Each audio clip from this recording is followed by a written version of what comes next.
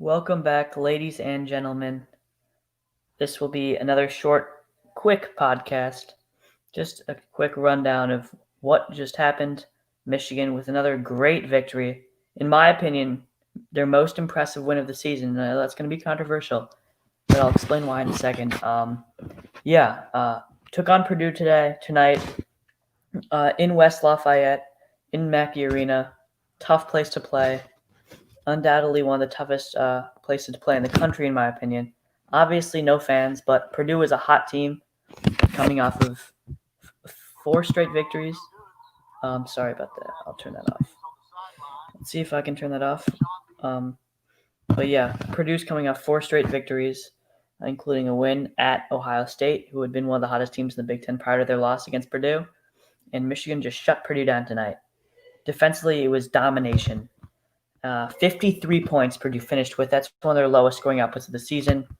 And for a hot team like Purdue, I was really expecting this game to be close.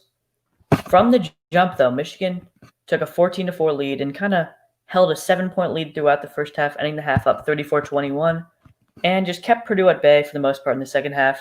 Nothing fancy, just good, solid defense. It was a gritty, physical game, and I thought the refs actually called a lot of ticky-tack fouls on Michigan. But Michigan played through that and ended up winning by 17. Big win, 70-53. A thumper. Just kind of a show of force by a team that people were questioning our road presence after the 18-point loss to Minnesota. I was questioning it.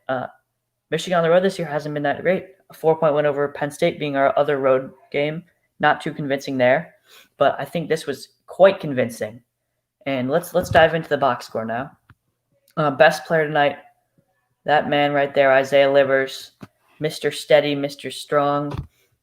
Shot 7 for 14 and 3 for 5 from 3-point range. It feels like whenever Michigan starts needing a bucket, like stops scoring, maybe Purdue's going on a run, just in any game in general, Isaiah Livers comes up with either a nice three or a drive and kick or a mid-range jumper, which he's all excellent at.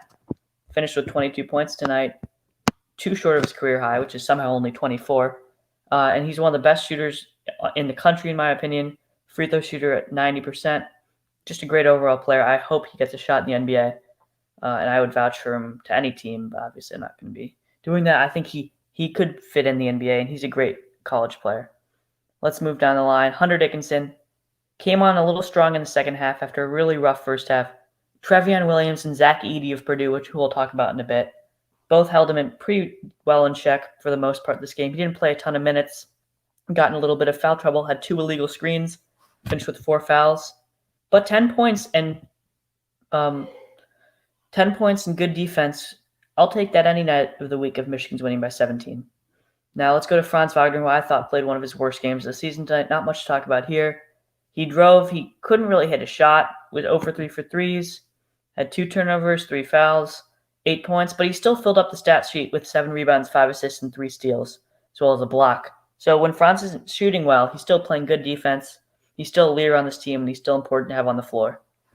Eli Brooks really was strong early on with 7 quick points. Got the team off to a nice start. Fizzled out a little in the second half. I think part of that was he was landed on by Purdue's mammoth center, Zach Edey, early in the game. And after that, he played a little less physically. I still thought he played nicely on defense and offense tonight. Obviously, pretty efficient, 5 for 8, 11 points. Not many turnovers, 0 turnovers. Only guy in starting lineup with 0 turnovers. That's what Eli Brooks brings to the table. Calm, steady, the veteran leadership that Michigan really needs. And Mike Smith, if you look at the stats, he wasn't too impressive. He had 2 turnovers, only 5 points, didn't take many shots. He was 2 for 5 and 1 for 1 from 3. But Mike Smith does a great job of distributing. If not for assists, he makes the right pass. The ball is always moving when it gets to Mike. Only takes shots that are good shots. I wouldn't call any of his shots bad. Takes open looks, drives, probes. He's a really good point guard, really steady guy. Great replacement for Xavier Simpson. Obviously, those are huge shoes to fill, but I think Mike Smith's done an admirable job this year. And on the bench, Austin Davis was the biggest bench factor early on. He had 6 quick points, and he really got Michigan's offense going through the midpoint of the first half when we were struggling. I thought he was crucial in this game. He ended up having foul trouble, didn't play all of the second half, but his first half performance left little to be desired. I think he was great in the first half, and that's when we really needed him.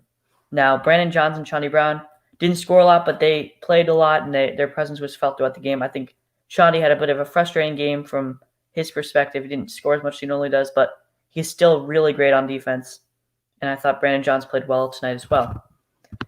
So Purdue's best player, obviously, is Trevion Williams, the man who has really gotten them into a tournament contender, led them to their win over Michigan State. He's been averaging like 22 points a game in their winning streak.